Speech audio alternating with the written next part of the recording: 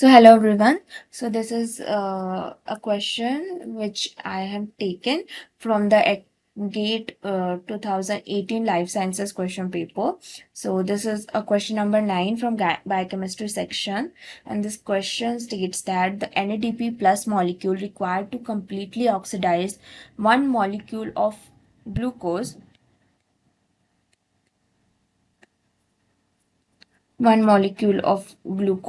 to CO2 through pentose phosphate pathway is. Okay.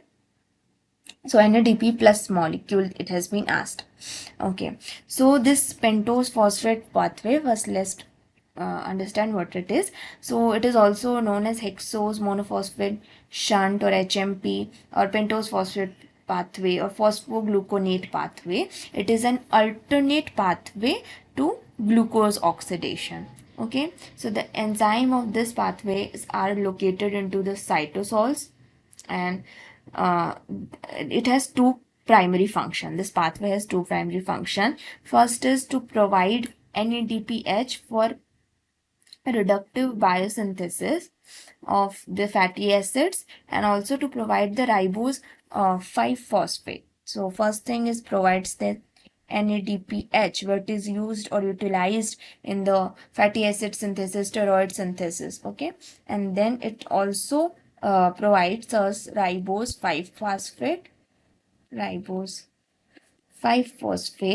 for nucleic acid and nucleotide biosynthesis. Okay, so the sequence of this HMP shunt or pentose phosphate pathway is divided into two phases: oxidative and non-oxidative phase. So oxidative phase is irreversible phase.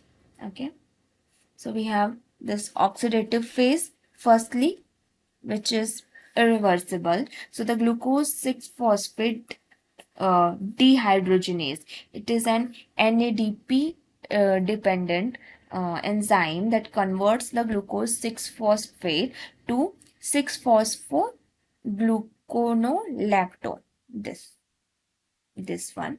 Okay, and then it is another uh, hydrolyzed by another enzyme and produce this particular 6 phosphogluconate.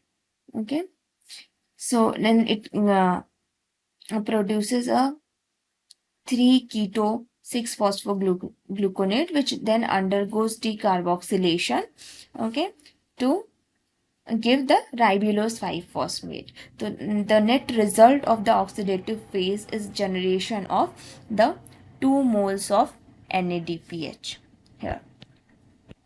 2 moles of NADPH and oxidation of 1 carbon to CO2 and synthesis of 1 mole of pentose phosphate. Okay, so from this 6 carbon you'll get a 5 carbon ribulose 5 phosphate.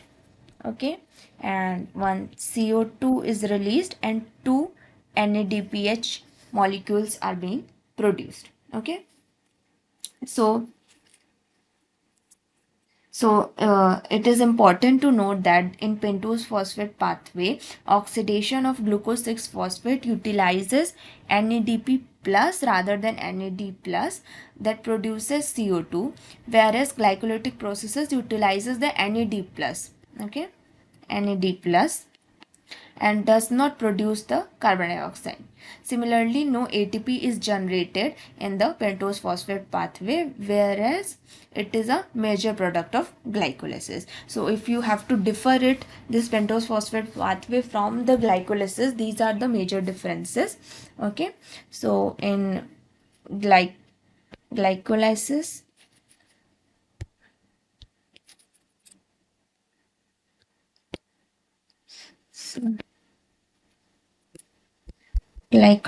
versus pentose phosphate pathway. So glycolysis, NAD plus molecules are utilized. However, for pentose phosphate pathway, NADP plus is utilized. Okay, here no CO2 production, however, here CO2 production is there. Okay, here ATP is generated. However, in this case, ATP is not generated. Okay. So this is the basic difference between the glycolysis and the pentose phosphate pathway.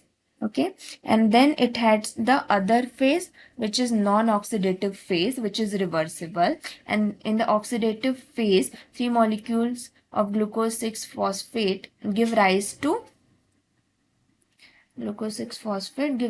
three molecules of CO2 and 3,5-carbon sugars.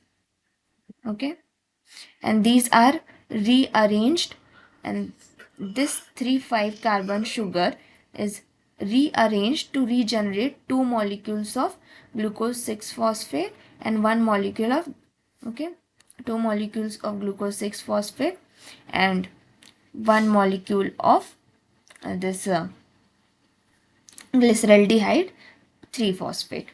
Okay, in a non-oxidative phase. So this is the basic thing which is being generated from this 5-carbon source to here. Okay, so this is the non-oxidative phase. So the functioning of pentose phosphate pathway. So the NADPH from the pentose phosphate pathway that has been produced serve as a source of electrons for the reduction of molecules during the biosynthesis, and the pathway synthesizes many 4 and 5 carbon sugars for a variety of purpose. Okay, these many sugars it is generating. The 4-carbon sugar, which is erythrose 4-phosphate, is used to synthesize aromatic amino acid and vitamin B6, and the pentose ribose 5-phosphate is a major component of nucleic acid, and ribulase 1,5-bisphosphate is the primary CO2 acceptor in a photosynthesis. The intermediates in the pentose phosphate pathway may be used to produce ATP. So glyceraldehyde 3-phosphate from the pathway can enter to a 3-carbon stage of the glycolytic pathway and get converted to ATP and pyruvate. Okay, so these are the basic things. So this particular enzyme, which is glucose 6-phosphate dehydrogenase, so there is a deficiency of this enzyme, which is a X-linked recessive disease. Okay, so glucose 6-phosphate deficiency impairs the ability to form NADPH, which is required for several reductive processes and in addition to lipid biosynthesis. Okay, so that is also important point to remember, that as it is associated with the lipid biosynthesis, this is also a X-linked recessive disease. If this enzyme is shut down, NADPH production will be shut down and all the downstream processes will also be shut down. Okay, so let's see the question. So in the question it has been asked the number of NADP plus molecule required to completely oxidize 1 molecule of glucose to CO2 through pentose phosphate pathway. So here in the pathway we said 1 here and 1 here. So answer will be 2. So 2 molecules of NADP plus required to completely oxidize 1 molecule of glucose to CO2 via pentose phosphate pathway.